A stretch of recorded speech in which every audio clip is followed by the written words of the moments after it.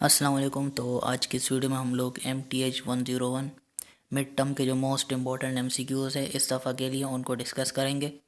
तो ये प्रॉपरली जो है वो रिसर्च करके मुख्तलिफ़ वीडियोस देखकर और उसके बाद क्विज़ेस और बाकी जो पास पेपर के MCQs हैं उनको मिलाकर यहाँ पर सारे MCQs लिखे हुए हैं, जिनमें मोस्ट रिपीटेड MCQs हैं वो ज़्यादातर यहाँ पर लिखे हुए हैं।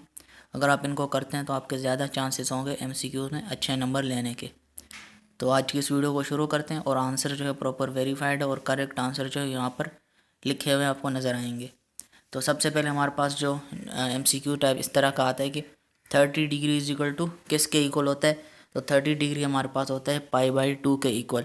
इसका प्रॉपर फार्मूला होता है, अगर आप वो सीख लेते हैं तो आप किसी भी चीज़ का जो है पाई जो है वो मालूम कर सकते हैं। अब वो डिग्री चेंज भी हो सकती है, तो उसको आपने देख लेना है कि इसमें कौन सा फार्मूला लगने वाला है। ये MCQs है इसलिए मैं डिटेल में नहीं जाने वाला। आपने इससे रिलेटेड बाकी जो MCQs होंगे उनको भी देख लेना है कि अगर 30 की जगह 50 कर दे तो फिर क्या आंसर आएगा। तो इसके लिए प्रॉपर एक फार्मूला होता है, तो अगर वो आप देख लेते हैं तो आप इसको किसी तरह से भी सॉल्व कर लेंगे। उसके बाद नेक्स्ट है the derivative of f(x) is equal to x l n x can be found by using. अब यहाँ पे f(x) जो है हमारे पास एक्स एल एन एक्स है, तो ये किस फॉर्म में है, ये मल्टीप्लाई की फॉर्म में है। जब कोई साइन नहीं लिखा हुआ तो ये क्या हो गया, मल्टीप्लाई की फॉर्म में है। Can be found by using, तो किस रूल से होगा, तो इसको हम प्रोडक्ट रूल के ज़रिए सॉल्व करेंगे। तो जब मल्टीप्लाई में कोई भी चीज़ होती हो तो उसके ऊपर जो रूल अप्लाई होता है वो हमारे पास रूल प्रोडक्ट रूल अप्लाई होता है। तो ये आपने याद कर लेना है, इंपॉर्टेंट MCQ है हमारे पास। उसके बाद नेक्स्ट MCQ है the slope of tangent lines for the graph of constant function is. तो स्लोप ऑफ टेंजेंट लाइन है किसी कांस्टेंट फंक्शन के लिए, तो वो क्या हो जाएगी, अनडिफाइंड होती है। Slope of tangent line for the graph of constant function, किसी भी कांस्टेंट फंक्शन के लिए जो स्लोप ऑफ टेंजेंट लाइन है वो हमारे पास होती है अनडिफाइंड। उसके बाद नेक्स्ट MCQ है the problem of finding the rate at which one quantity change. ऐसी प्रॉब्लम हमने फाइंड करनी है जिसमें जो है the rate at which one quantity change, जो जिसमें एक क्वांटिटी चेंज हो with respect to another quantity is an example of. तो ऐसी क्वांटिटी ऐसा रेट जिसमें जो है एक क्वांटिटी चेंज हो विद रिस्पेक्ट टू दूसरी क्वांटिटी के। तो ये एग्जांपल किस चीज़ की है, रिलेटेड रेट्स की है। तो क्या ये ट्रू है या फिर फॉल्स है, यानी ये डेफिनेशन रिलेटेड रेट्स की है कि जब एक क्वांटिटी चेंज हो दूसरे क्वांटिटी के रिस्पेक्ट पे तो उसको क्या कहते हैं, रिलेटेड रेट्स कहते हैं। तो ये रिलेटेड रेट्स की डेफिनेशन है, तो क्या ये ट्रू है। तो ये डेफिनेशन अगर आपने पढ़ी होगी तो रिलेटेड रेट्स से रिलेटेड आप सर्च करें तो ये डेफिनेशन जो है हमारे पास रिलेटेड रेट्स की ही है और ये बात ट्रू है, तो हम ट्रू पे क्लिक कर देंगे। अब डेफिनेशन को उन्होंने ट्रू और फॉल्स में पूछ लिया। अब डेफिनेशन आपको याद होगी तो आप तभी बता पाएंगे कि ट्रू है या फॉल्स है। नेक्स्ट है हमारे पास let a function f be define on an interval and let x1 and x2 denotes two distinct point in that interval if f of x1 is equal to f of x2 for all points x1 and x2 then which of the following statement is correct। अब यहाँ पर जो है इस type के MCQs जब भी आए हमारे पास तो यहाँ पर आप देख सकते हैं if f of x1 equal to f of x2। तो जब f of x1 और f of x2 के दरमियान इक्वल का साइन आ जाए तो तब क्या हो जाएगा, f जो है वो कांस्टेंट फंक्शन हो जाएगा। और इसी तरह से दो और MCQs भी इसी से रिलेटेड है। अगर आप इन तीनों को क्लियर कर लेते हैं तो इस तरह के जो भी MCQs आएगा आप उसको ईजिली सॉल्व कर पाएंगे और कोई मिस्टेक नहीं करेंगे। तो इन तीनों को मैंने यहाँ पर एक साथ ही लिख दिया था। यहाँ पर आप देख सकते हैं कि तीनों MCQs अब हमारे पास आ चुके हैं। अब यहाँ पर सबसे पहले MCQs था कि इफ़ f of x1 जो है, यहाँ पर आप देख सकते हैं कि अगर f of x1 जो है वो इक्वल हो जाए f of x2 के तो तब क्या होगा, फंक्शन जो है वो कांस्टेंट फंक्शन होगा। जब f of x1 और f of x2 जो है वो एक दूसरे के इक्वल हो जाए तो f is a constant function, तो f जो है वो कांस्टेंट फंक्शन हो जाएगा। और यही सेम चीज़ नीचे भी लिखी हुई है कि जब f of x1 less than होगा f of x2 के, याद रहे कि f of x1 less than होगा f of x2 के, तो तब हमारे पास जो फंक्शन होगा वो होगा इंक्रीजिंग फंक्शन। तब क्या होगा, इंक्रीजिंग फंक्शन होगा। उसके बाद नीचे हमारे पास जो चीज़ लिखी हुई है वो यहाँ पर है कि x1 जब बड़ा हो जाए, f of x1 जब बड़ा हो जाए f of x2 से। पहले क्या था, f of x1 छोटा था यानी लेस देन था f of x2 से, तो इंक्रीजिंग फंक्शन था। अब यहाँ पर f of x1 जो है वो बड़ा है f of x2 से यानी ग्रेटर देन x2 है, तो तब हमारे पास क्या हो जाएगा, ये डिक्रीजिंग फंक्शन कहलाएगा। कौन सा फंक्शन कहलाएगा, ये डिक्रीजिंग फंक्शन कहलाएगा। तो हमारे पास पहले क्या था कि एफ ऑफ एक्स वन और f of x two equal होंगे तो कौन सा फंक्शन होगा, कांस्टेंट फंक्शन होगा। जब F of x one less than हो F of x to k तो ये इंक्रीजिंग फंक्शन कहलाएगा, और जब एफ ऑफ एक्स वन जो है वो लेस देन होगा F of x to k तो ये फंक्शन कौन सा कहलाएगा, डिक्रीजिंग फंक्शन। तो उम्मीद करता हूँ ये तीनों ब्लैंक्स जो आपको इसी जगह पे समझ आ गए होंगे। तीनों मैंने यहाँ पर लिख दिए ताकि आपको बार बार जो है वो कन्फ्यूजन ना हो, तो आप एक ही जगह पे इनको क्लियर कर दें अपने पॉइंट्स। अब नेक्स्ट की तरफ बढ़ते हैं। तो नेक्स्ट में हमारे पास जो है नेक्स्ट एमसीक्यू है, वो है the base of natural logarithm is. तो base e of natural logarithm क्या होती है, वो ई जो है वो इर्रेशनल होती है। अब रेशनल भी लिखा होगा, इर्रेशनल भी रखा होगा और बाकी भी ऑप्शन होंगे। तो ये आपने याद रखना है कि बेस ई जो है ऑफ नेचुरल लॉगरिथम का वो क्या है, इर्रेशनल है। एक तो नेचुरल तो है, वो क्या है, इर्रेशनल है। तो इर्रेशनल आपने लाजमी याद रख देना है। अब यहाँ पर है if y is equal to x की पावर n देन dy और dx गिव्स। तो ये क्या देगा हमारे पास। अब आपने डेरिवेटिव का कॉन्सेप्ट जो है वो क्लियर रख देना है। अब इस वीडियो में मैं डिटेल में डेरिवेटिव में नहीं जाऊँगा क्योंकि इतना ज़्यादा मुझे खुद भी नहीं पता, ये मेरा सब्जेक्ट भी नहीं है। लेकिन आपने डेरिवेटिव से रिलेटेड जो है वो अपने कॉन्सेप्ट स्ट्रॉन्ग कर लेने हैं। अगर आप इस मैथ 101 जो है 101 के अंदर अगर आप चाहते हैं कि आपके अच्छे नंबर आएँ, तो मैथ 101 में अपने डेरिवेटिव से रिलेटेड अपना कॉन्सेप्ट जो है वो प्रॉपर क्लियर करना है, चाहे वो शॉर्ट से रिलेटेड हो, लॉन्ग से रिलेटेड हो, एमसीक्यूज़ के वाइज से इंपॉर्टेंट हो।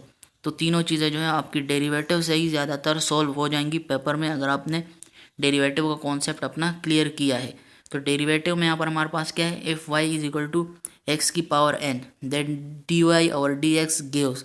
तो dy और dx क्या गिव करेगा, तो इसमें क्या होता है कि पावर जो होती है वो नीचे आ जाती है, यानी x से पहले आ जाएगी। यहाँ पर अगर मैं जूम करूँ तो यहाँ पर आप देख सकते हैं जो पावर होती है हमारे पास, यहाँ पर आप देख सकते हैं x की पावर n, इसकी जगह कोई भी वैल्यू हो सकती है, फॉर एग्जांपल 2 हो गई। तो ये जब नीचे आएगी x से पहले तो क्या हो जाएगी, n यहाँ पर आ गया। फर्ज करिए वो 2 यहाँ पर आ गया हमारे पास। अब 2 के बाद x वैसे का वैसे ही लिखा हुआ है। उसके बाद पावर में हमारे पास क्या था, 2 था, तो 2 अपनी जगह पे वैसे ही रहेगा और उससे हम क्या कर देंगे, एक माइनस कर देंगे। तो इस तरह से n की पावर -1, तो 2 में से 1 निकालेंगे तो पावर फिर 1 रह जाएगी और 2 नीचे आ जाएगा। तो ये प्रॉपर यहाँ पर बताया हुआ है कि पावर जो होती है वो उठ के नीचे आ जाएगी x के पहले। सही है, पावर आ गई तो यहाँ पर क्या हो गया, n हो गया, x अपनी जगह पे आ गया। उसके बाद पावर क्या थी हमारे पास, वही जो 2 थी, यानी वही n इधर ही लिख देंगे, उसमें से बस एक माइनस कर देंगे। n में से जो पावर होगी उसमें से एक माइनस करेंगे और वही n जो है उसको नीचे x से पहले लिख देंगे। तो ये था इसका सिंपल सा कॉन्सेप्ट। बाकी आप जो है मज़ीद डिटेल में अगर इससे रिलेटेड देखना चाहते हैं तो आपने अपने कॉन्सेप्ट जो है वो क्लियर कर देना है, क्योंकि डेरिवेटिव जो है वो भाई इंपॉर्टेंट है, उसको इग्नोर नहीं कर सकते हम। उसके बाद है 10x is continuous everywhere except 8 point. जो बोल रहे हैं 10x जो है वो कंटिन्यूस है हर दफ़ा, लेकिन किस पॉइंट पे, वेयर एक्सेप्ट 8 पॉइंट, यानी कौन से पॉइंट पे वो नहीं होता, इसके अलावा वो कंटिन्यूस होता है, लेकिन ये पॉइंट जो है इन पे वो कंटिन्यूस नहीं होता। तो वो कौन से पॉइंट है वो यहाँ पर हमारे पास लिखा होगा, आपके पास मुख्तलिफ ऑप्शन होंगे। तो याद रहे कि सब के सब ऑप्शन तकरीबन सेम होंगे, प्लस माइनस k पाई और 2 k इज इक्वल टू। लेकिन जो मेन चीज़ है वो हमारे पास यहाँ पर है 1, 3 और 5, यानी ओड नंबर जो होंगे, जहाँ पर ओड नंबर लिखे होंगे जिस MCQs में, तो वहाँ पर ये जो है कंटिन्यूस नहीं होता, बाकी हर जगह पे कंटिन्यूस होता है। तो ओड नंबर आपने याद रखने, और ओड नंबर यहाँ पर हमारे पास लिखे हुए हैं जो कि है 1, 3 और 5। तो ये ओड नंबर आपने याद रखने कि ओड नंबर पे ये कंटिन्यूस नहीं होता, बाकी हर जगह कंटिन्यूस होता है। और ये जो शुरू का ऑप्शन है इसको आपने नेगलेक्ट कर देना है, इसको रटने की ज़रूरत नहीं है, ये हर ऑप्शन के साथ लिखा हुआ होगा। आपने सिर्फ और सिर्फ ओड नंबर को याद रखना है कि ओड नंबर पर जो है वो नहीं होता। उसके बाद हमारे पास है लिमिट दी हुई है और लिमिट x टू इन्फिनिटी है -2x। अब याद रहे कि जब भी लिमिट हमारे पास इन्फिनिटी हो जाए, तो यहाँ पर आप देख सकते हैं लिमिट जब इन्फिनिटी हो जाए तो तब हमने क्या करना है, वो डज नॉट एग्जिस्ट करता है, क्योंकि हमें उसकी एंड रेंज नहीं पता, क्योंकि वो इन्फिनिटी हो गई है। तो जब भी इन्फिनिटी हो जाए तो उसकी रेंज हमें पता नहीं होती है, और उसका मतलब ये होता है हमारे पास जो है एग्जिस्ट कितना करेगी हमें नहीं पता। तो इसका मतलब हो गया ऑप्शन का आंसर है हमारे पास लिमिट जब x टू इन्फिनिटी हो जाए तो हमारे पास लिमिट जो है वो एग्जिस्ट नहीं करती। नेक्स्ट MCQ है suppose that f and g are differentiable function of x then d y over d x f g is equal to, तो अब ये इसका आंसर क्या होगा।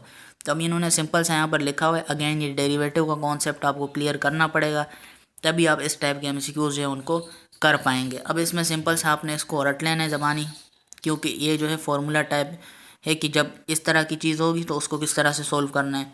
जैसे फॉर्मूला होता है ए प्लस बी का, तो हम उसी के मुताबिक सारी चीज़ें करते हैं। तो इस तरह से जब derivative d y over d x divide में हो और उसके बाद हमारे पास एफ और जी, इस तरह से जब कोई भी टर्म आएगी तो उसको हमने किस तरह से करना है, तो उसको हमने इस तरह से करना है कि यहाँ पर इसको मैं हटा देता हूँ। यहाँ पर जो है हम उसको, क्या मुसीबत है, तो उसको हमने यहाँ पर इस तरह से लिख देना है कि एफ ऑफ जी, मुसीबत हो रही है बार बार यहाँ पर, कि एफ ऑफ जी हमारे पास जो है जब इस तरह से लिखा हुआ आ जाए डिवाइड की फॉर्म में, तो हमने क्या करना है, इसमें से जो पहले एफ लिखा हुआ है उसको हमने बाहर निकाल देना है। सबसे पहले हम एफ लिखेंगे और उसके बाद हमने लिखना है जी, और इन दोनों के दरमियान जो साइन आएगा वो आएगा प्लस का, और फिर हमने दोबारा लिखना है एफ़, और फिर हमने दोबारा लिखना है जी। तो ये आपने याद रखना है कि एफ़ और जी से शुरू हो रहा है तो एफ़ पहले आ जाएगा, फिर जी आ जाएगा, बीच में प्लस का साइन आएगा, फिर और एफ़ और जी आ जाएगा। अब हमने जो मेन चीज़ करनी है वो है कि एफ़ के ऊपर हम लगा देंगे डैश। जब भी इस फॉर्म में आ जाए तो एफ़ के ऊपर हमने पहले एफ़ के ऊपर हमने डैश लगा देनी है, और दूसरे में हमने जी के ऊपर डैश लगा देनी है। तो इस टाइप की जब भी फॉर्म आएगी तो आपने इसमें ये सिंपल सी चेंजेस करनी होंगी। अभी मैं आपको दोबारा यहाँ पर लिख देता हूँ साफ़ करके। तो इस तरह की डिवाइड की फॉर्म में जब भी आएगा हमारे पास, तो आपने क्या करना है, सबसे पहले हमने इसके अंदर एफ़ को लिख देना है, फिर जी को लिख देना है, फिर बीच में क्या आएगी, प्लस की साइन आएगी, फिर एफ़ आएगा और फिर जी आएगा। अब करना क्या होगा, हमने सबसे पहले एफ़ के ऊपर डैश लगा देना है, उसके बाद हमने दूसरे की जी पर डैश लगा देना है। जब भी यू इस तरह से डिवाइड की फॉर्म में आए, d upon d x is equal to, sorry d upon d x और एफ और जी, तो इस तरह से जब भी आएगा तो कौन सा हम लगाएंगे इसके अंदर, एफ डैश जी हो जाएगा प्लस एफ जी डैश। तो यहाँ पर ये जो कॉमा लगा हुआ है ये डैश है, तो इसको आपने डैश लगा देना है, पहले एफ पे लगेगा फिर जी पे लगेगा। तो उम्मीद करता हूँ ये चीज़ आपको समझ आ गई होगी। अब इससे आगे जो इससे रिलेटेड मज़ीद MCQs है वो भी यहाँ पर लिखे हुए होंगे, तो मैंने सारे जो है वो एक ही जगह पर लिख दिए ताकि बाद में आपको समझ आ सके कि सारी एक ही चीज़ें एक ही जगह पे आपको मिले। तो अभी हमारे पास नेक्स्ट MCQ है, उसमें क्या था, एफ और जी जो थे वो आपस में मल्टीप्लाई की फॉर्म में थे, यानी प्रोडक्ट की फॉर्म में थे। और यहाँ पर जो है सिचुएशन थोड़ी चेंज हो गई है, और यहाँ पर आप देख सकते हैं कि हमारे पास, अगर मैं इसको थोड़ा सा वो कर दूँ, हाँ ये से सही है। यहाँ पर अभी आप देख सकते हैं कि हमारे पास डिवाइड की फॉर्म में है एफ और जी। तो जब डिवाइड की फॉर्म में आ जाए तो तब हमने क्या करना है, तब उसको देखते हैं कि डिवाइड की फॉर्म में आ जाए तो हमने उसको क्या करना है।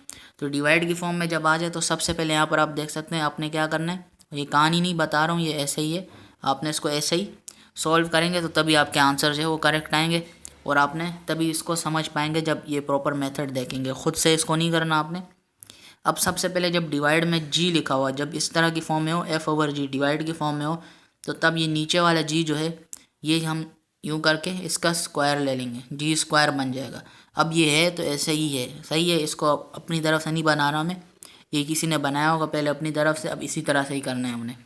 तो नीचे जो डिवाइड में होगा उसका हमने क्या कर लेना है, स्क्वायर ले लेना है, और उसके बाद यही जी जो है ऊपर आ जाएगा, पहले हम जी लिख देंगे, फिर उसके बाद हमारे पास आ जाएगा एफ़, जी के बाद हमने एफ़ लिख देना है और उसको क्लोज कर देना है, और इन दोनों के दरमियान जो साइन आएगा वो आएगा माइनस का।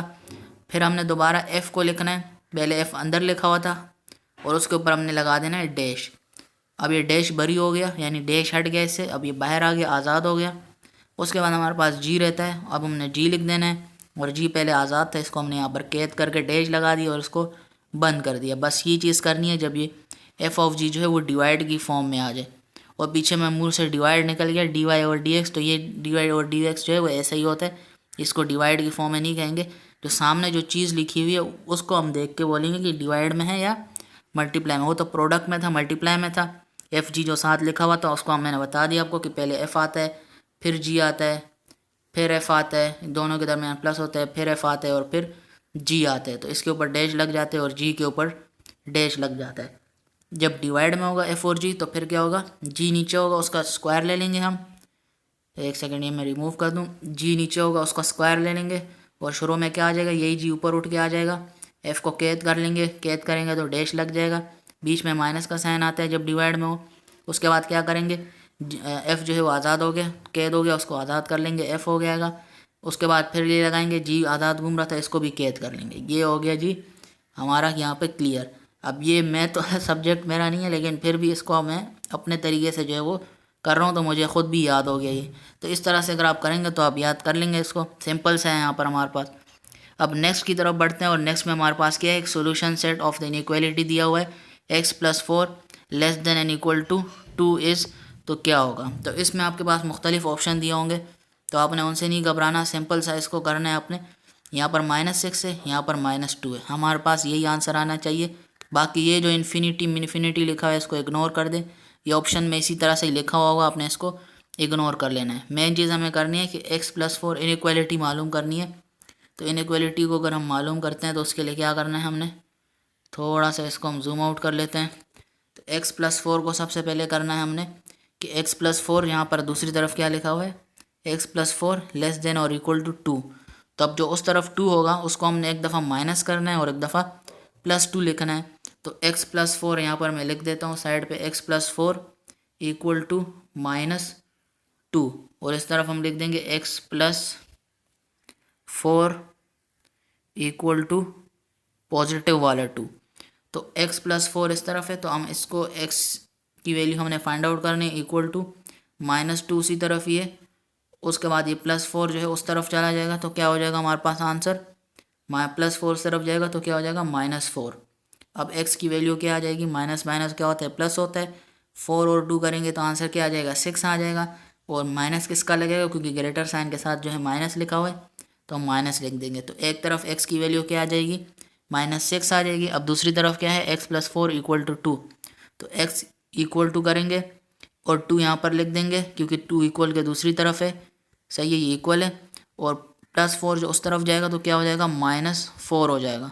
तो 2 - 4 करेंगे तो क्या आंसर आएगा, 2 आ जाएगा। और साइन क्या लगेगा, माइनस का लगेगा क्योंकि 4 के साथ माइनस है।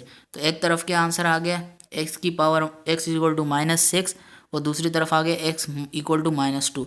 तो -6 और -2 जो है वो इस तरह से आएगा। और ये अगर आपको सॉल्व करना आता है तो तभी जो है आप इसी से रिलेटेड बाकी भी कर पाएंगे। तो ये पैटर्न है पूरा इसका। तो क्या आंसर आया था हमारे पास, -6 और -2, जो कि यहाँ पर आप देख सकते हैं -6 और -2। तो अब आपको आंसर आ गया। ऑप्शन में इन्होंने +6 भी लिखा होगा, +2 भी लिखा होगा, कहीं पे -6 और कहीं पे +2 लिखा होगा, लेकिन जो करेक्ट होगा वो होगा दोनों तरफ माइनस आएगा, -6 और -2। अब जो नेक्स्ट इंपॉर्टेंट MCQ है, ये क्विजेस में बार बार रिपीट हो रहा है कि log b जो है वो m/n, तो ये किसके इक्वल होगा। तो ये क्या होगा, log b m/n जो है इसको हम किस तरह से लिखेंगे। तो log b यहाँ पे मैं लिख देता हूँ, log, एक तो मुझे लिखना नहीं आता इस पर, log b m/n इस तरह से आपके पास लिखा हुआ है। तो हमने इसको किस तरह से लिखना है, तो इस तरह से लिखना है हमने कि log b जो है वो एज इट इज़ जो यहाँ पर लिखा हुआ है ये एज इट इज़ ही होगा। अब ये जो n ऊपर आएगा ना तो इसके साथ जो है माइनस लग जाएगा, तो माइनस लगेगा तो माइनस सबके साथ लगेगा, माइनस log हो जाएगा, b एज इट इज़ आ गया और n नीचे से ऊपर आ जाएगा, यूँ करके लिख देंगे, सिंपल सा होगा। और साइन जो है वो नेगेटिव का हो जाएगा क्योंकि n नीचे से ऊपर आ जाएगा, साइन माइनस का लग जाएगा और log b नीचे इसी तरह से आ जाएगा और n आ जाएगा। सिंपल सी चीज़ करनी है, log b स्टार्टिंग वाले ऐसे ही होगा, m/n है तो n उठ के इधर आ जाएगा, साथ में साइन जो है वो माइनस का लग जाएगा।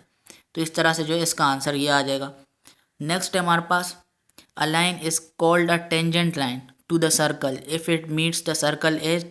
अब ये तो आपने लाजमी याद रख लेना है कि एक लाइन होगी वो tangent line is called a tangent line to the circle. वो टेंजेंट लाइन कब कहलाएगी सर्कल के लिए, जब वो मीट करे सर्कल एट प्रिसाइजली 1 पॉइंट पे। जब वो 1 पॉइंट पे मीट करेगी तो वो लाइन जो है वो टेंजेंट लाइन कहलाएगी। तो ये आपने रट लेना है यहाँ से कि 1 पॉइंट होता है वो जहाँ पर वो लाइन कहलाती है टेंजेंट लाइन। नेक्स्ट है हमारे पास, if f of x equal to 3x की power 8 plus 2x plus 1 then f dash x equal to क्या होगा। तो अब यहाँ पर हमारे पास जो इसकी जो है पावर आपको पता होनी चाहिए कि किसके लिए क्या लगती है। तो यहाँ पर सबसे पहले हमारे पास 3 एक्स की पावर 8 है, उसके बाद प्लस 2x है, प्लस 1 है। तो अब हमारे पास यहाँ पर जो x है इसकी जगह हम 1 लगा देंगे और पावर को ऊपर नीचे करेंगे, बाकी आपको प्रॉपर मेथड पता है। तो उसके बाद हम इसको जब कैलकुलेट करेंगे तो आने के बाद हमारे पास क्या आंसर आ जाएगा, 24x7 प्लस 2। उसके बाद हमारे पास नेक्स्ट MCQ है जिसको हम देख सकते हैं कि यहाँ पर पाई जो है वो क्या है।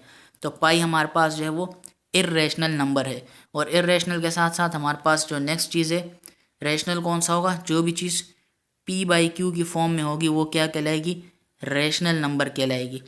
p/q यानी डिवाइड की फॉर्म में होगी, 22/7 हो गया जैसे, तो ये क्या है, रेशनल नंबर है। और इरेशनल कौन सा होगा, पाई की फॉर्म में हो गया। तो इस तरह की जो MCQs हैं ये दोनों तो ख़ास तौर पे ज़्यादा इंपॉर्टेंट है कि p/q की फॉर्म में जो होगा वो क्या होगा, रेशनल होगा, और या इस तरह की फॉर्म में, यानी सेम ही चीज़ है, p/q का मतलब है डिवाइड की फॉर्म में होगा। और पाई क्या है, हमारे पास एक इरेशनल नंबर है। तो नेक्स्ट की तरफ बढ़ते हैं। नेक्स्ट है हमारे पास y = 1 + x is an example of. अब ये जो चीज़ है ये मोस्ट इंपॉर्टेंट है, इम्प्लिसिट और एक्सप्लिसिट। ये इस दफ़ा जो है क्विजेज़ में जो है बार बार पूछा जा रहा है ये क्वेश्चन, तो इसको आपने लाजमी जो है इसका कॉन्सेप्ट समझ लेना है। याद रहे, एक चीज़ याद रहे कि इसके अंदर छोटा सा डिफरेंस है कि जब चीज़ें बिल्कुल वाजिया और सामने की सामने हमें समझ आ रही हो और वो सिंपल हो सॉल्व करने के लिए, सिंपल हो सॉल्व करने के लिए, तो किसकी फॉर्म आएगी, एक्सप्लिसिट फंक्शन आएगा। वहाँ पर हमारे पास क्या आएगा, एक्सप्लिसिट फंक्शन आएगा। अब यहाँ पर y = 1 + x, तो हम इसको इजीली फाइंड आउट कर सकते हैं, x को करना है, y को करना है, जिसको भी करना है। तो ये क्या चीज़ है, हमारे पास सिंपल इक्वेशन लिखी हुई है। तो इस तरह के फंक्शन क्या कहलाते हैं, एक्सप्लिसिट फंक्शन कहलाते हैं। और यही चीज़ जब उसमें चली जाए, यानी डिटेल में चली जाए, यानी ये जो चीज़ें लिखी हुई है sin xy + 2x + 1xy, तो ये प्रॉपर डिटेल में जा रहे हैं और इसको समझना जो है वो मुश्किल लग रहा है पहली नज़र में, इसको देख के ही मुश्किल लग रहा है बंदे को। तो इस टाइप की जो इक्वेशन होगी जिसमें डिटेलिंग है और काफ़ी सारी चीज़ें जो है वो फाइंड आउट करनी है और कुछ समझ नहीं आ रहा ख़ास, तो वो क्या कहलाती है, इम्प्लिसिट कहलाती है। एक्सप्लिसिट कौन सी कहलाती है, जो कि सिंपल लिखी हो, जो समझ आ रही है, इसमें हम इजीली कोई भी चीज़ हल्की सी इधर उधर करनी है, हम समझ आ रही है कि इक्वेशन सिंपल है, तो वो एक्सप्लिसिट कहलाती है। और जब इक्वेशन जो है वो थोड़ी सी डिफरेंट हो जाए, यानी डिफ़िकल्ट हो जाए, सॉल्व करने में थोड़ा टाइम लगेगा, मतलब समझ नहीं आएगी पहली नज़र में, तो वो क्या कहलाएगी, इम्प्लिसिट कहलाएगी। एक्सप्लिसिट यानी सिंपल इक्वेशन और इम्प्लिसिट यानी नॉर्मल इक्वेशन, सॉरी इम्प्लिसिट मानी डिफरेंट इक्वेशन और डिफ़िकल्ट इक्वेशन होगी थोड़ी सी, और एक्सप्लिसिट होगी वो नॉर्मल वाली इक्वेशन होगी। मैं खुद ही कंफ्यूज हो गया। उसके बाद हमारे पास नेक्स्ट है, ये अगेन जो इम्प्लिसिट और एक्सप्लिसिट है ये हमारे पास जो है वो उसमें क्विज़ेज़ में बार बार पूछा जा रहा था, तो इसलिए यहाँ पर ये सारे वही लिखे हुए हैं जो क्विज़ेज़ में ही पूछे जा रहे हैं बार बार। ये जो ऑप्शन है इम्प्लिसिट और एक्सप्लिसिट के, यहाँ पर नेक्स्ट MCQ है, व्हेन x इज़ नोन, जब x हमें पता हो, and we can find y directly, then the function is said to be explicit. Explicit क्यों होगा, क्योंकि x हमें पता है, सिर्फ और सिर्फ y को फाइंड आउट करना है। यहाँ पर ऊपर जो चीज़ बताई थी आपको सिंपल सी चीज़ है कि एक्सप्लिसिट है जब x हमें पता है, y को हमें सिर्फ और सिर्फ पता करना है, then the function is said to B, तो फंक्शन को हम क्या कहेंगे उसको कि हमने सिंपल सा उसको फाइंड आउट करना है। जैसे y = क्या था, 1 + x था, तो एक्सप्लिसिट हो गया ना, हमें x पता है, x फर्ज करे 2 है, और y हमें फाइंड आउट करना है, y क्या हो जाएगा, 3 हो जाएगा। तो ये हमें पता है, हम निकाल सकते हैं, ईजी है, सब चीज़ें गिवन है। तो ये कौन सा फंक्शन होगा, एक्सप्लिसिट होगा। अब इसी MCQs को व्यू वाले ने थोड़ा सा डिफ़िकल्ट करके क्या कर दिया, इसी चीज़ को ही उल्टा करके इन्होंने नीचे यूँ करके लिख दिया, when knowing x does not lead directly to y, does not lead directly to y, then the function क्या हो जाएगा, इम्प्लिसिट हो जाएगा। क्योंकि हमें नहीं पता डायरेक्टली y के इक्वल है या नहीं है, तो क्या हो जाएगा, थोड़ा सा डिफिकल्ट हो जाएगा। Then the function is said to be implicit. इन दोनों को आप कर लो, मुझे यकीन है इन दोनों में से एक ना एक लाजमी आएगा कि जब x पता हो तो y हम फाइंड आउट कर सकते हैं, वो एक्सप्लिसिट कहलाएगा। जब x हमें पता हो लेकिन डायरेक्टली वो लीड ना करे y की तरफ, तो फंक्शन क्या कहलाएगा, इम्प्लिसिट कहलाएगा। ये चीज़ें आपने याद रख लेनी है, इम्प्लिसिट और एक्सप्लिसिट का। नेक्स्ट जो हमारे पास MCQ है वो भी इसी से रिलेटेड है, इम्प्लिसिट से रिलेटेड है। To differentiate xy = 1, to differentiate xy = 1 is an example of which differentiation. तो इसमें जो डिफ्रेंशिएट करते हैं xy = 1 is an example of. अब इसमें x और y दोनों साथ लिखे हुए कि दोनों की वैल्यू जो है वो 1 है। तो सबसे पहले हमने इसको डिफ्रेंशिएट करना है कि x और y अलग अलग करना है। तो इसको काफ़ी जो है वो डिफ़िकल्टीज़ का सामना करना पड़ेगा, नॉर्मल नहीं है, क्योंकि दोनों को उन्होंने एक साथ लिख दिया एक्स वाई इक्वल टू 1। तो ये क्या कहलाएगी, एग्जाम्पल किसकी होगी, इम्प्लिसिट की होगी। अब इसका कॉन्सेप्ट मेरे को डिटेल में नहीं पता, क्योंकि इसके डिटेल में मैं गया नहीं हूँ, लेकिन to differentiate x y equal to 1, दोनों को डिफ्रेंशिएट करना है, क्योंकि दोनों है तो same, x y equal to 1 दोनों को डिफ्रेंशिएट करना है, तो इसको हम क्या कहेंगे, इम्प्लिसिट कहेंगे, क्योंकि काफ़ी गहरा काम है इसको डिफ्रेंशिएट करना। अब नेक्स्ट जो चीज़ें, ये सारा जो ये जो डब्बे बने हुए हैं ख़ास ख़ास, एक ये वाला हो गया इम्प्लिसिट और एक्सप्लिसिट का। इसी तरह से ऊपर ये तो एफ ऑफ एक्स वाले होंगे, डेरिवेटिव वाले होंगे। उसके बाद ऊपर इससे और भी एक मेन कॉन्सेप्ट है, जिसमें 3 MCQs जो है वो कवर हो रहे थे, कि जब एफ ऑफ x1 जो है वो इक्वल होगा तो क्या आएगा, जब x1 बड़ा होगा तो क्या होगा, x1 छोटा होगा तो क्या आएगा, आंसर इंक्रीजिंग होगा, डिक्रीजिंग होगा, कांस्टेंट होगा। एक ये वाला ग्रुप हो गया, इनमें से एक लाजमी ज़रूरी आएगा, और एक इन टाइप के एक्सप्लिसिट इम्प्लिसिट, इसमें से तो लाजमी आएंगे MCQs आपके पास। नेक्स्ट की तरफ अगर बढ़ते हैं हमारे पास, तो यहाँ पर एक नेक्स्ट MCQ हमारे पास जो है वो काफ़ी ज़्यादा ज़बरदस्त है। ये भी पूरा एक सेट है, यहाँ पर आप समझ लो सेट ही है पूरा। और इसमें क्या सीन है, यहाँ पर हमारे पास लिखा हुआ है सबसे पहले, to differentiate x y equal to 1 is an example of, ये तो हो गया। चलो नेक्स्ट है हमारे पास the set x when a less than x less than b, less than के साथ इक्वल भी है, क्योंकि नीचे आप देख सकते हैं डैश लगा हुआ है। तो a less than x, x less than and equal to b can be written in the form of interval. तो जब भी इस तरह की फॉर्म हो जाए, less than equal to x less than equal to B, तो हम इसको किस तरह से लिखेंगे, सिंपल इन ब्रैकेट्स के दरमियान लिख देंगे। ये वाले आपने याद रखने कि इनके दरमियान हम ए बी को लिखेंगे। उसके बाद नेक्स्ट क्या चीज़ है कि जब ए जो है वो less than and equal to x हो, और बी जो है वो सिंपल लेस देन बी हो, यानी ए जो है लेस देन ओ बी हो और इक्वल भी हो एक्स के, तो तब हम किस तरह से लिखेंगे, तो तब आपने याद रखना है कि ये जो ब्रैकेट्स हैं वो चेंज हो जाएंगे यूं करके, यानी एक साइड पे ये वाला आएगा और दूसरी साइड पे जो है ब्रेसेस आएगी सिंपल वाली। तो वो क्यों आएगी, क्योंकि ए लेस देन जो है और इक्वल भी है एक्स के।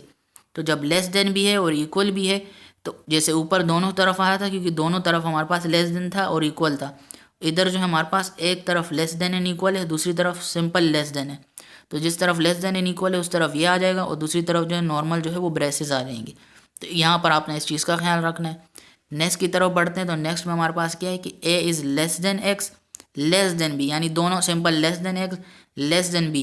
तो लेस देन के लिए हमने क्या लगाया था, सिंपल ब्रेसेस लगाई थी, तो इस तरफ तो वैसे ही आ जाएगी, क्योंकि यहाँ पर जो है लेस देन बी था, और इस तरफ भी लेस देन एक्स है, तो यहाँ पर भी सिंपल ब्रेसेस आ जाएगी, यानी इसको सिंपल में ही हम बंद कर देंगे, इसके अंदर जो ए बी होगा। तो इस तरह से आपने अपने कॉन्सेप्ट जो है इन तीनों के लिए क्लियर कर देना है। तो ये था जो है तीन MCQs का कॉन्सेप्ट। उम्मीद करता हूँ आपको ये चीज़ें जो है वो समझ आ गई होंगी, ये इंपॉर्टेंट चीज़ें हैं सारी। नेक्स्ट है हमारे पास the graph x is equal to y square is symmetric about. Symmetric about किस में होगा, जहाँ पर एक्स आ जाए तो वो एक्स एक्सिस पे होता है, सही है। ये इसका मेन कॉन्सेप्ट यही आप याद रख लो।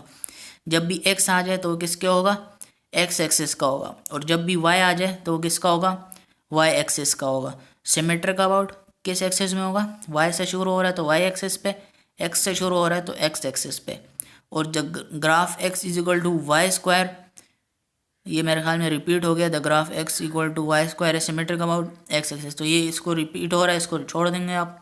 बाकी जो है एक्स एक्सिस से शुरू हो रहा है तो किस एक्सिस में होगा, ये एक्स एक्सिस में ही होगा, और वाई से शुरू हो रहा है तो किस एक्सिस में होगा, वाई एक्सिस में ही होगा। इसका कॉन्सेप्ट है वो ज़्यादा ख़ास नहीं है, लेकिन मैं फिर भी बता देता हूँ आपको।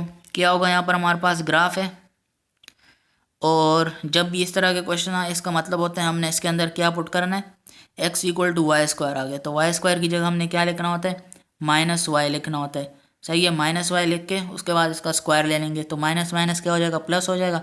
आंसर क्या आ जाएगा, वाई और स्क्वायर, माइनस ख़त्म हो जाएगा, माइनस माइनस प्लस हो जाएगा, प्लस को हम नहीं लिखते, तो एक्स की वैल्यू क्या आ जाएगी, वाई स्क्वायर आ जाएगी, तो ये क्या हो जाएगा, एक्स एक्सेस का हो जाएगा। इसी तरह से y is equal to x square, इसका मतलब है एक्स की जगह जो है हमने माइनस एक्स लगाना है, तो माइनस एक्स लगाएंगे, एक्स का स्क्वायर लेंगे, तो ये जो स्क्वायर है प्लस में कन्वर्ट हो जाएगा।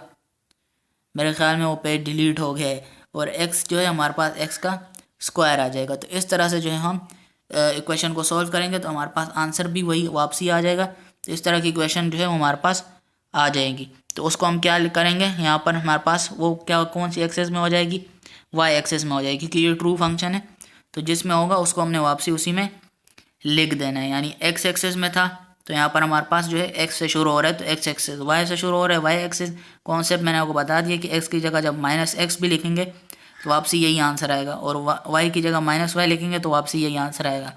तो एक्स स्टार्टिंग में एक्स एक्सिस, वाई स्टार्टिंग में वाई एक्सिस, और ये तो रिपीट हो रहा था।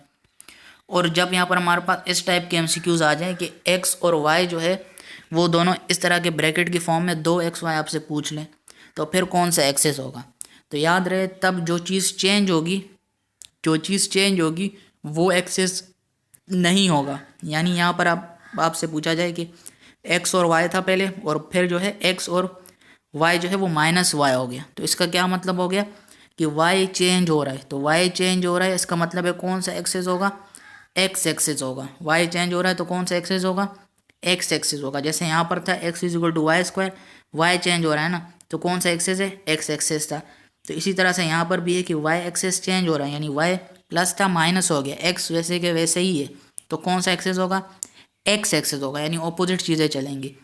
फिर जब एक्स एक्सेस जो है वो चेंज हो रहा है, नीचे आप देख सकते हैं एक्स से माइनस एक्स हो रहा है, वाई सेम है, तो ये एक्सेस कौन सा होगा, वाई होगा। यानी जो चीज़ कांस्टेंट होगी सेम होगी वो एक्सिस होगा हमारे पास। नेक्स्ट है कि log with base e, log with base e क्या कहलाएगा, is called natural log. E क्या कहलाएगा, नेचुरल लॉग कहलाएगा। तो उम्मीद करता हूँ ये चीज़ें आपको समझ आ गई होंगी। अब नेक्स्ट पेज की तरफ बढ़ते हैं। हमारे पास जो है लास्ट के 2 पेज ही रहते हैं, क्योंकि मैथ कॉन्सेप्ट आपको पता होने चाहिए क्या चीज़ कैसे होगी, अदरवाइज़ मुश्किल हो जाएगी थोड़ी सी।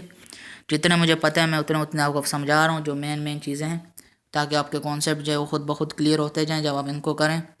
तो यहाँ पर हमारे पास है chain rule is a rule for differentiating composition of function. तो ये सिंपल सी एक लाइन आपने रट लेनी है कि चेन रूल क्या है, इज़ अ रूल है, ये एक रूल है। किस तरह का रूल है, for differentiating composition of function. तो कंपोजिशन ऑफ फंक्शन को लिए हम जो है वो चेन रूल को यूज़ करते हैं। फॉर डिफ्रेंशिएटिंग रूल किस लिए है, डिफ्रेंशिएट करने के लिए, और कंपोजिशन ऑफ फंक्शन के लिए। तो ये चीज़ आपने याद रख लेनी है। अब नेक्स्ट एमसीक्यूज हमारे पास यहाँ पर जो है वो लिमिट के आ गए। अगेन बता रहा हूँ, लिमिट वाली चीज़ हो गई, क्वाड्रेटिक वाली हो गई। ये दोनों चीज़ें आपको समझ आ गई ना, तो आप मैथ में जो है वो चीते हो जाएंगे। 60 to 70% आपका मैथ हो जाएगा अगर आप लिमिट वाले और क्वाड्रेटिक वाले इन दोनों को अगर आप सीख लेते हो कि किस तरह से हमने इसको सोल्व करने। तब क्या लिखा हुआ है, x square minus 49 divided by x plus 7, और इस तरफ लिखा है एक्स जो है वो जा रहा है कि -7 तक, लिमिट हमारे पास -7 है। तो इसमें क्या होगा, एक्स स्क्वायर माइनस 49 है, तो आपने क्या कर देना है, एक्स स्क्वायर लिख देना है एज इट इज़ माइनस, यानी इसको इस तरह से लिख सकते हैं आप, -49 का स्क्वायर लेंगे 7 का स्क्वायर हो जाएगा, 7 7 49, डिवाइड में क्या है एक्स प्लस 7, इसको एज इट इज़ लिख देंगे एक्स प्लस 7। अब क्या होगा, ए स्क्वायर माइनस बी स्क्वायर का फॉर्मूला यहाँ पर लगेगा। तो ए स्क्वायर माइनस बी स्क्वायर क्या होता है, ए प्लस बी और ए माइनस बी, ए प्लस बी और ए minus B.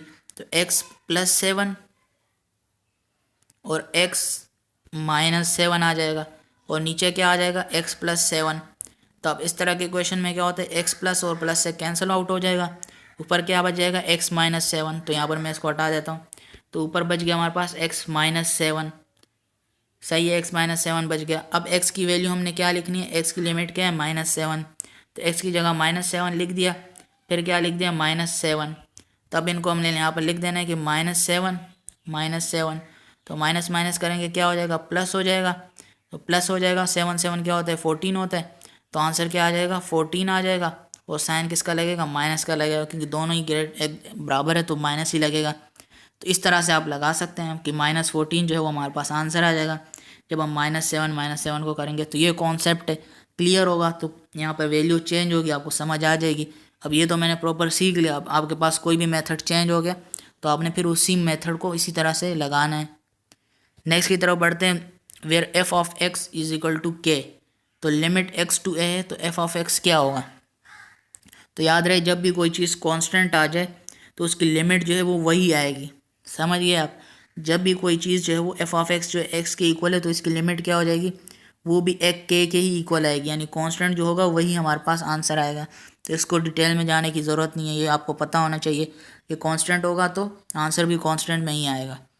2x minus y equal to -3, then d y over d x equal to, तो d y over d x किसके इक्वल होगा, तो ये हमने डिफाइन करना है। अगेन डेरिवेटिव से रिलेटेड आपको पता होना चाहिए, तो आप कोई भी क्वेश्चन जो है उसको इजीली जो है वो सॉल्व कर सकते हैं। करना क्या है, आपने इसको रीअरेंज करना होगा, इसको उस तरफ लेना है, इसको इस तरफ लेना है, तो सारी चीज़ें हल्की फुल्की इधर उधर करेंगे आप, तो आपके पास जो है आंसर ये 2 आ जाएगा। तो डेरिवेटिव से रिलेटेड अपना कॉन्सेप्ट बना ले आप, तो ताकि आप जो किस तरह का भी न्यूमेरिकल आ जाए उसको ईजिली सॉल्व कर पाएँ। नेक्स्ट हमारे पास जो MCQs हैं वो ज़रा स्पीड से चलते हैं, क्योंकि वीडियो का टाइम जो है वो बढ़ रहा है, हमारे पास 35 मिनट ऑलरेडी हो चुके हैं। तो नेक्स्ट हमारे पास है, कॉन्सेप्ट तो बन रहे हैं आपके, लेकिन टाइम भी काफ़ी लग रहा है हमारे पास यहाँ पर। The graph of increasing function as tangent line, तो इंक्रीजिंग फंक्शन का जो है टेंजेंट लाइन में हमारे पास कौन सा स्लोप होता है, पॉजिटिव स्लोप होता है। The graph of increasing function के लिए जो टेंजेंट लाइन होती है वो कौन सी होती है, पॉजिटिव स्लोप के साथ होती है। It is a function in 1 to 1, it is a function if a function is 1 to 1, जब हमारे पास फंक्शन 1 to 1 हो, then it has a inverse function. तो ये हमारे पास स्टेटमेंट क्या है, ट्रू है। मैथ में जो है बीच बीच में से कोई भी स्टेटमेंट उठा लेते हैं, चाहे वो जो भी मैथ हो। ज़्यादातर तो बाकी सब्जेक्ट में भी वीयू वाले ऐसे करते हैं, बीच में कोई भी लाइन उठा लेंगे, एग्जाम्पल उठा लेंगे, आपको बोलेंगे ट्रू है या फॉल्स है। अब जिसने प्रॉपर देखा होगा उसको पता होगा। तो जब if a function is 1 to 1, जब हमारे पास फंक्शन 1 to 1 होता है तो it has a inverse function. तो ये बात क्या है, ट्रू है, तो इस यहाँ पर आ जाएगा इट इज़ ट्रू। नेक्स्ट है the graph of inequality y is equal to x square minus 4x plus 5 will represent, यहाँ पर याद रहे कि क्या है, क्वाड्रेटिक इक्वेशन है, और जब भी क्वाड्रेटिक इक्वेशन यानी इस तरह की फॉर्म में हो, स्क्वायर आ जाए, फिर 4x आ जाए, फिर जो है सिंपल कांस्टेंट वैल्यू आ जाए, तो तब हमारे पास ग्राफ क्या होता है, वो पैराबोलिक होता है, यानी parabola. The equation of line to form y equal to y minus y1 equal to m x minus x1 is known as. अब अगेन ये कॉन्सेप्ट है 3 MCQs का एक साथ ही आपने यहाँ पर देख लेना है, तीनों के तीनों मैंने यहाँ पर एक ही साथ लिख दिए ताकि आपको कोई इशू ना हो समझने में, कोई एक जगह पे लिखा हो कोई दूसरी जगह पे, तो तीनों एक ही जगह पे मैंने लिख दिए। ये रिपीट होने वाले बार बार MCQs हैं। जब इस तरह की फॉर्म में इक्वेशन आ जाए y minus y1 is equal to mx minus x1, तो ये कौन सी ओ कहलाएगी, पॉइंट स्लोप फॉर्म कहलाएगी। पॉइंट स्लोप फॉर्म कब कहलाएगी, जब y minus y1 equal to m होगा x माइनस x1, तो ये कौन सी फॉर्म कहलाएगी, पॉइंट स्लोप फॉर्म कहलाएगी। अब इनमें आप अपनी निशानी रख लो ताकि आपको याद रहे। फिर याद रखना है अपने, the line with intercept b and slope m is y equal to m x plus b. जब इस तरह की फॉर्म में आए y जो है हमारे पास एम एक्स प्लस बी के इक्वल हो जाए, तो कौन सी स्लोप कहलाएगी, वो कहलाएगी स्लोप इंटरसेप्ट फॉर्म। ये रटने वाली चीज़ें हैं, इसको रट लो आप, ये चीज़ आपने याद रखनी है, इसी के साथ आपने इसका नाम याद रखना है कि वो क्या कहलाएंगे। ये हैंड आउट से बाकायदा जो है बीच बीच में से उन्होंने तीनों की लाइनें उठाई हुई हैं। नेक्स्ट हमारे पास क्या है, इसको मैं यहाँ से ज़रा हटा देता हूँ ताकि हम थोड़ा नीचे जा पाएँ। यहाँ पर अभी आप देख सकते हैं कि जब y माइनस y1 हो तो वो कौन सी पॉइंट कहलाएगी, पॉइंट स्लोप फॉर्म कहलाएगी, और जब y is equal to m x plus b होगा तो ये स्लोप इंटरसेप्ट फॉर्म कहलाएगी। और यही चीज़ जब यहाँ हमारे पास जो m है वो किसके इक्वल हो जाए, y2 माइनस y1 और x2 माइनस x1, तो ये पॉइंट कहलाएगी 2 पॉइंट फॉर्म। तो कौन सी पॉइंट कहलाएगी, ये 2 पॉइंट फॉर्म कहलाएगी जब m जो है हमारे पास y2 माइनस y1 के हो जाए और डिवाइड में x2 माइनस x1 हो जाए। नेक्स्ट हमारे पास जो है वो है लेट L1। ये जो 3 पॉइंट्स ऊपर बताएं ये मोस्ट इंपॉर्टेंट है, जैसे ऊपर ये 3-4 दफ़ा बता चुका हूँ। ग्रुप में जो भी चीज़ें आ रही हैं वो ज़्यादा इंपॉर्टेंट है वो, क्योंकि उनमें से कोई ना कोई एक चीज़ जो है वो आपके पास पेपर में आ जाएगी। तो नेक्स्ट हमारे पास let L1 and L2 be non vertical line with slope M1 and M2, these line are parallel if and only if. कब होगी, जब M1 जो है M2 के इक्वल होगा। ये दोनों अगेन हैंड आउट से इन्होंने डायरेक्ट लाइन उठाई हुई है और ये इंपॉर्टेंट है, इस दफ़ा आपके पास हो सकता है आ जाइए। जब L1 और L2 नॉन वर्टिकल हो, इसको हमने पढ़ना ही नहीं है, छोड़ दो। लाइन जब पैरेलल होंगी तो क्या होगा, M1 जो है वो M2 के इक्वल होगा। या फिर आपसे पूछ लेंगे कि M1 इक्वल टू M2 है तो लाइन्स क्या होंगी, पैरेलल होंगी। दोनों ऊपर नीचे करके पूछ सकते हैं आपसे। जब पैरेलल होगी M1 M2 के इक्वल होगा। परपेंडिकुलर कब होंगी, जब M1 M2 जो है वो इक्वल टू -1 का होगा। जब M1 इक्वल टू M2 होगा तो क्या होगा, पैरेलल होगा। जब M1 M2 जो है वही -1 के इक्वल हो जाए, M1 M2 दोनों -1 के इक्वल हो जाए, तो चीज़ क्या हो जाएगी, परपेंडिकुलर हो जाएगी। सिंपल कॉन्सेप्ट है। नेक्स्ट की तरफ बढ़ते हैं, हमारे पास है if f is a twice differentiable function at a stationary point x0 and f double dash जो है हमारे पास आ जाएगा x0 लेस देन 0। अगेन ये मेन कॉन्सेप्ट आ गया यहाँ पर हमारे पास। इसको अगर मैं तीनों को लिख दूँ, यहाँ पर मिनिमम और मैक्सिमम का कॉन्सेप्ट है, तो यहाँ पर हमारे पास जो चीज़ें आ रही हैं, तो यहाँ पर हमारे पास जो है मिनिमा और मैक्सिमा, यानी मिनिमम और मैक्सिमम का कॉन्सेप्ट आ चुका है। यहाँ पर मिनिमम कब होगा और मैक्सिमम कब होगा, ये दो मेन पॉइंट्स है जो आपको पता होनी चाहिए। याद रहे कि जब एफ़ के साथ डबल डैश तो आएगा ही आएगा। जब x not less than zero होगा तो क्या होगा, हमारे पास मिनिमा होगा। क्या होगा, जब एफ़ नॉट जो है एफ़ एक्स नॉट जो है वो ग्रेटर देन ज़ीरो होगा। ये ग्रेटर मैं भूल जाता हूँ बार बार। जब एफ़ एक्स नॉट जो है हमारे पास वो ग्रेटर देन होगा तो फंक्शन क्या हो जाएगा, एफ़ एज रिलेटिव मिनिमा हो जाएगा। तो एफ़ हमारे पास हो जाएगा minima. X not greater than zero होगा तो मिनिमा हो जाएगा। और एफ़ ऑफ एक्स नॉट जो है हमारे पास जब ग्रेटर देन होगा, लेस देन होगा ज़ीरो, क्या हो गया मुझे, एफ़ और एक्स नॉट जो है हमारे पास अगर लेस देन ज़ीरो होगा तो मैक्सिमा होगा। लेस पे मैक्सिमम होगा, ग्रेटर पे मिनिमा होगा। ग्रेटर पे मिनिमम होगा, लेस पे जो है वो मैक्सिमम होगा। तो ये दोनों चीज़ें आपने याद रख लेनी है। और इसी के साथ जो है वो हमारे पास ग्राफ का कॉन्सेप्ट भी है इन दो से रिलेटेड। जब x जो है वो लेस देन ज़ीरो होगा, यानी जैसे यहाँ पर लेस देन ज़ीरो था तो और कौन सा कहलाएगा, रिलेटिव मैक्सिमा कहलाएगा। यानी लेस देन ज़ीरो है तो मैक्सिमा हो जाएगा। जब मैक्सिमा होगा तो उसका ग्राफ जो है वो क्या बनेगा, concave down on, concave down on, concave down बनेगा जब एफ ऑफ एक्स नॉट जो है वो लेस देन होगा।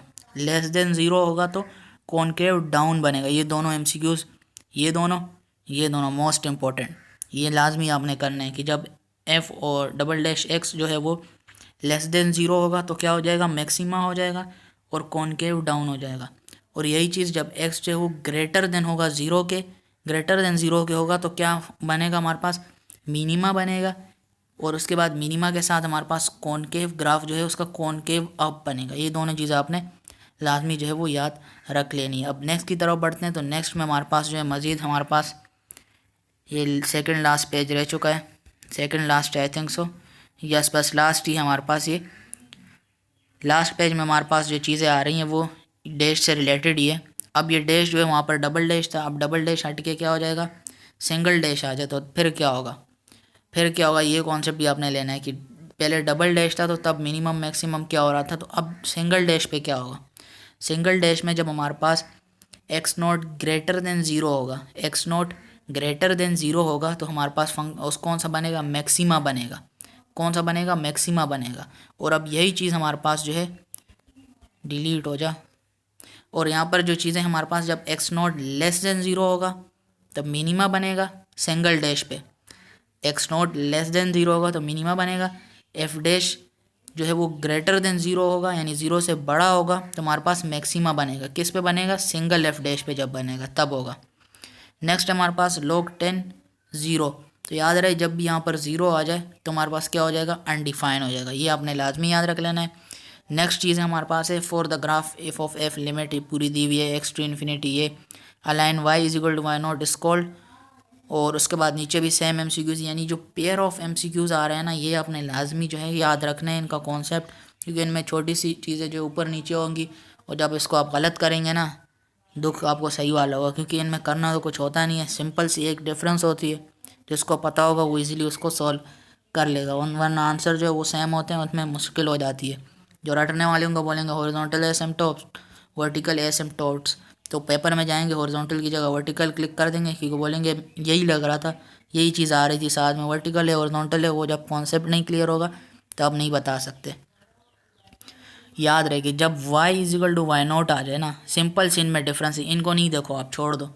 जब y is equal to y not आ रहा है ना तो y किस लिए यूज़ होता है, वर्टिकल के लिए यूज़ होता है। y वर्टिकल के लिए यूज़ होता है तो वर्टिकल का ऑपोजिट आपने लगा देना है हॉरिजॉन्टल। जब y आ जाए तो क्या आ जाएगा, हॉरिजॉन्टल आ जाएगा, क्योंकि y वर्टिकल के लिए हम यूज़ करते हैं, x हॉरिजॉन्टल के लिए यूज़ करते हैं, तो ये ऑपोजिट चलेगा।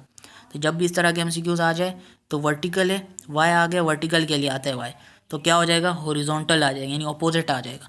और फिर जब x आ जाएगा तो x हॉरिजॉन्टल के लिए यूज़ होता है, आंसर किस में आ जाएगा, वर्टिकल में आ जाएगा। ये याद रखना है आपने, जब x आ जाए तो आंसर हमारे पास x हॉरिजॉन्टल होता है तो आंसर वर्टिकल में आ जाएगा, y आ जाए y वर्टिकल होता है, आंसर किस में आ जाएगा, हॉरिजॉन्टल में आ जाएगा। तो ये दोनों चीज़ें आपने लाजमी याद रख लेनी है इस MCQs को, तभी आप जो है वो कर सकते हो। नेक्स्ट की तरफ बढ़ते हैं। हमारे पास जो है log BM plus log BN है, तो इसका आंसर क्या आ जाएगा? तो ये तो सिंपल है, log की जो है आपको समझ आ गई तो आप इजीली इसको कर सकते हैं। पहले डिवाइड में था तो क्या था, माइनस log आ गया और b था यहाँ पर, और फिर नीचे से n उठ के आ गया था जब m और n था, तो आपने इस तरह से लिख दिया। अब जब चीज़ चेंज हो जाएगी तो हर एक चीज़ के अलग अलग रूल है, तो आपको रूल पता होंगे। तो log भी यहाँ पर आप देख सकते हैं प्लस में है ना, तो दोनों की बेसिस सेम है, तो यहाँ पर एक दफ़ा लिख दिया हमने। अब log भी ख़त्म हो गया, बचा क्या है, m और n, दोनों को एक साथ लिख दें क्योंकि ये दोनों डिफरेंट थे, इनको सेम नहीं लिख सकते थे। तो क्या था, सिंपल log b सेम था दोनों में, तो सेम एक दफ़ा लिख दिया, m और n जो है वो साथ में मल्टीप्लाई की फॉर्म में आ गया। तो सिंपल सी चीज़ थी, उस तरह से हमने लिख दिया। अब जब इस तरह के क्वेश्चन आ जाए कि d10x और dx, तो तब क्या होगा, तो उसका आंसर आएगा sec²x। अब जिसको कॉन्सेप्ट क्लियर है वो इसको समझ ले, जिसको नहीं क्लियर वो अपने डेरिवेटिव को स्ट्रॉन्ग करे, उसका भी समझ आ जाएगी कि क्या हो रहा है, कि 10 को किस में कन्वर्ट करना है, क्या चीज़ कैसे कन्वर्ट करनी है। तो सारी चीज़ें खुद ही समझ आ जाएगी जब कॉन्सेप्ट बने होंगे डेरिवेटिव के। डेरिवेटिव सीखो भाई। नेक्स्ट है हमारे पास इफ़ xy इक्वल टू 4, जब xy जो है हमारे पास 4 के इक्वल है, देन dy ओवर dx किसके इक्वल होगा, तो ये अगेन डेरिवेटिव है, तो इसको जब आप सोल्व करेंगे तो आंसर आएगा -4 ओवर x²। और ज़रूरी नहीं है इस तरह के हो, जब आप कॉन्सेप्ट क्लियर होगा ना, ज़रूरी नहीं है इस तरह के आंसर आए आपके पास -4 ओवर x²। सोल्व करने के बाद दूसरा आंसर भी वो देख सकते हैं आपको, जब क्लियर होगा कॉन्सेप्ट डेरिवेटिव को आप सोल्व कर सकेंगे, वरना जो है आप कितने भी आंसर रट लो, अगर उन्होंने आंसर हल्का फुल्का आगे पीछे कर दिया तो आप नहीं समझ पाओगे कि आंसर कौन सा देना है, क्योंकि रट्टा लगाया होगा आपने। अगेन डेरिवेटिव आ गया, d/dx second x equal to second x 10x, ये आंसर आ सकता है क्योंकि इन चीज़ों को चेंज करना है हमने, सेकेंड को किससे चेंज करना है, रिप्लेस करना है, वो सारी चीज़ें क्लियर होंगी तो कर पाओगे। या फिर ये आंसर भी आ सकता है, या फिर कुछ और भी लिख सकते हैं, वो अधूरे में भी छोड़ के दे सकते हैं आंसर। जब तक आपको ये चीज़ जो है वो कन्वर्ट करनी नहीं आएगी कि किस 10 को किससे रिप्लेस करना है, साइन को किससे करना है, कॉस को किससे करना है, तो आप नहीं कर पाओगे, डेरिवेटिव भी नहीं कर पाओगे, कुछ भी नहीं कर पाओगे। एक तो ये रिप्लेसमेंट आपको आनी चाहिए कि साइन को किससे रिप्लेस करना है, कॉस को किससे करना है, कॉस को किससे करना है, सेक को किससे करना है, और दूसरा डेरिवेटिव। ये दोनों चीज़ें आपको पता होनी चाहिए, तभी आप आंसर निकाल पाओगे। बहरहाल इसके आंसर जो है वो 2 हैं मोस्ट कॉमन, क्योंकि ज़्यादातर ये भी पूछा जाता है और ये भी ऑप्शन में दिया होता है। तो जब ये ऑप्शन में गिवन हो आपने इस पर क्लिक कर देना है, जब ये हो तो ये क्लिक कर देना है। और इससे अलावा कोई और भी दे सकते हैं, बीच में हो सकता है सोल्व करते वक्त बीच में छोड़ दे, भाई अब बताओ ये किसका है, तो जब आप सोल्व करोगे तब भी आप इस पॉइंट को पकड़ पाओगे जो बीच में आंसर लगा होगा। तो कॉन्सेप्ट क्लियर होने चाहिए आपके। नेक्स्ट क्या है, log b और AC इक्वल टू, ये अगेन ऊपर जो मैं बता चुका हूँ आपको, यहाँ पर जब आपने इसको अगर देखा होगा समझा होगा भी जो मैंने बताया आपको कि log b और b था, तो log b एक दफ़ा लिख दिया हमने। तो इसी तरह से यहाँ पर भी वही चीज़ हो रही है कि log b AC, यानी ये चीज़ आपसे शुरू में कर दी, log b mn आपसे पूछ रहे हैं। तो यहाँ पर आपको क्या लग रहा है किसके इक्वल होगा, ये किसके इक्वल होगा, log है ना, log b, यानी इसका मतलब है log b बेस था, सेम था, तो एक के साथ m आ जाएगा और दूसरे के साथ क्या आ जाएगा, n आ जाएगा। सेम चीज़ यही भी है, log b AC है तो log b दोनों तरफ आ जाएगा, यहाँ पर देख सकते हैं, और एक के साथ a लगा दिया, दूसरे के साथ c लगा दिया, सॉल्व हो गया, सिंपल सी चीज़ थी। नेक्स्ट की तरफ जाते हैं कि log b a की पावर r, तो ये किस तरह से सॉल्व होगा, तो log b a की पावर r, तो log b a की पावर r जब आ जाए तो आपने उसको किस तरह से करना है कि जो r है शुरू में पावर लगी हुई है उसको हमने स्टार्ट में लेकर आ जाना है, पावर स्टार्ट में आ जाएगी। उसके बाद हमारे पास log b आ जाएगा, log b, और इसके बाद जो है हमारे पास a आ जाएगा। तो इस तरह से हम जो है इसको सॉल्व करते हैं कि पावर जो होती है वो आ जाएगी स्टार्ट में आके r log b बन जाएगा और a बन जाएगा, यानी पावर को हमने सिर्फ और सिर्फ रिप्लेस करके स्टार्टिंग में ले जाना है, बाकी सारी चीज़ जो है वो सेम हो जाएगी। कॉन्सेप्ट भाई कॉन्सेप्ट क्लियर करो। log b 1 ओवर c, क्या कर रहे हैं हम यहाँ से, c है ना, पहले क्या किया था हमने, c ऊपर आएगा क्या हो जाएगा, माइनस हो जाएगा, माइनस हो गया, log b वैसे ही आ जाएगा इज एज इट इज़, और c आ जाएगा, वही same concept m over n का जो पहले बता चुका हूँ, n ऊपर आ जाएगा, सिर्फ माइनस लग जाएगा, बाकी सारी चीज़ें सेम हो जाएंगी। इसमें भी वही सेम चीज़ है, कोई अलग चीज़ नहीं आई। नेक्स्ट MCQ मोस्ट इंपॉर्टेंट है कि बेस ऑफ नेचुरल लॉगरिथम की वैल्यू क्या है, 2.71 याद होनी चाहिए, तभी आप जो है वो MCQ कर पाएंगे इससे रिलेटेड। सॉरी इसमें तो MCQ इसके रिलेटेड वैल्यू है आपको पता होनी चाहिए नॉर्मल, बाकी लॉगरिथम जो है वो आपको डेरिवेटिव के अंदर इस तरह से पूछेंगे ये कॉन्सेप्ट क्लियर करना है। डेरिवेटिव ज़रूरी है, इंपॉर्टेंट है। नेक्स्ट है at each point of domain, हर एक पॉइंट पे डोमेन के फंक्शन जो है वो डिफाइन होता है। स्टेटमेंट है, याद रख लेनी है आपने। Which of the following is equation of circle centered at origin and radius 1। तो कौन सी इक्वेशन होती है वो x square plus y square is equal to 1। Next MCQ है, if y is equal to 2 then which of the following describe the equation. तो which of the following describe the equation कौन सी होगी, पॉइंट होगा। तो Y 2 है, यानी उसकी मैक्सिमम रेंज 2 है, अब इससे ज़्यादा नहीं है। तो पॉइंट किससे डिफाइन होगा, पहले 0 होगा फिर 2 होगा। ऑप्शन में क्या लिखा होगा, पहले 2 लिखा होगा बाद में 0 लिखा होगा, या फिर स्टार्ट 2 से किया होगा 4 लिखा होगा। तो आपने चीज़ों को समझना है कि जब 2 पे है पॉइंट तो तब क्या होगा, यानी 2 से आगे तो नहीं है ना, 2 पे ख़त्म हो रहा है, 2 पॉइंट दिया हुआ है। तो 2 से पहले की बात हो रही है, तो पहले क्या आता है, 0 आता है फिर 2 आएगा। तो आपने क्या लिख देना है कि 0 और 2 से आगे की तरफ नहीं जाना और ना 2 को शुरू में ले आना है, 0 को बाद में। 0 से शुरू होगा 2 की तरफ जाएगा। If the function is differentiable at a point then it is also continuous at that point. सही है, ये एक स्टेटमेंट है। If the function is differential at a point, जब फंक्शन डिफरेंशियल होगा किसी पॉइंट पे then it is also continuous at that point, तो वो कंटिन्यूस होगा उसी पॉइंट पे। सही बात है। What is the derivative of sine x square, तो साइन एक्स स्क्वायर का डेरिवेटिव क्या होगा, 2x cos x square. If 2 cos x plus sine y is equal to 0 then d y over d x is equal to 2 sine x upon cos y and it is. तो जब ये लंबी चौड़ी उन्होंने ये कहानी लिखी होगी तो इसको आपने क्या कर देना है, फॉल्स कर देना है। अगर आप रटा लगा रहे हो तो इसको फॉल्स कर देना है। इसके डिटेल में डेरिवेटिव का मेरा अपना कॉन्सेप्ट क्लियर नहीं है क्योंकि सब्जेक्ट ही नहीं है मेरे पास, अभी आया नहीं है ये। जब आएगा हमारे पास डेरिवेटिव का कॉन्सेप्ट तब मैं अलग से वीडियोस बना दूंगा। लेकिन फ़िलहाल जो है हमारे पास इसका आंसर जो है वो फॉल्स आएगा। आंसर सारे करेक्ट लिखे हुए हैं, आधे से ज़्यादा सारी चीज़ें तो मैंने खुद ही क्लियर कर ली अपनी। बाकी ये जो डेरिवेटिव का कॉन्सेप्ट है इसको डिटेल में देखो आप। डेरिवेटिव मैथ कर रहे हो तो डेरिवेटिव लाजमी है भाई। डेरिवेटिव जो है मैथ 101 में डेरिवेटिव तो कम से कम लाजमी आपने करनी है, नहीं करोगे 60% पेपर तो डेरिवेटिव से आएगा आपका, 60 से भी ज़्यादा हो सकते हैं क्योंकि डेरिवेटिव डेरिवेटिव डेरिवेटिव। बाकी कुछ स्टेटमेंट है वो रट लो, अब काम हो जाएगा आपका। अब नेक्स्ट की तरफ बढ़ते हैं। हमारे पास नेक्स्ट जो है हमारे पास MCQs जो है वो यहाँ पर जो है वो समाप्त हो गए, यानी ख़त्म हो गए। अब आपने क्या करना है, चैनल को सब्सक्राइब कर देना है। VUMSH चैनल का नाम है, यहाँ पर आप देख सकते हो VUMSH, इसको जाकर आपने सब्सक्राइब कर देना है। और शुक्रिया देखने के लिए वीडियो। इसी तरह से जो है वो अगली वीडियोस में मिलेंगे। और बाकी कोई भी सब्जेक्ट आपको चाहिए तो नीचे आप कमेंट में बता सकते हैं, उस पर भी वीडियो बना देंगे। थैंक यू सो मच, अगली वीडियो में मिलेंगे। अल्लाह हाफिज़।